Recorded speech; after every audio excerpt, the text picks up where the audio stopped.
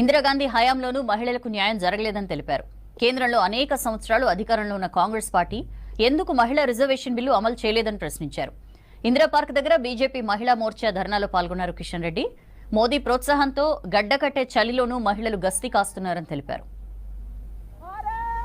Congress party అధ్యక్షుడైనటువంటి Revanth Reddy గారు తెలంగాణ వ్యాప్తంగా పర్యటిస్తూ తెలంగాణ ప్రజలకు అనేక రకాల హామీలు ఇచ్చారు. మహిళలకు ప్రత్యేకంగా హామీలు, నిరుద్యోగ యువతకు ప్రత్యేకంగా హామీలు, విద్యార్థులకు హామీలు, రైతులకు హామీలు, మైనార్టీలకు హామీలు. కానీ ఏ ఒక్కటి కూడా ఈరోజు అధికారంలోకి వచ్చి 7 నెలలు పూర్తి కావస్తున్నా కాంగ్రెస్ పార్టీ ప్రభుత్వము ఏ ఒక్క హామీని కూడా అమలు చేయడం లేదు. ఏ ఊరికి వెళ్తే ఆ ఊరికి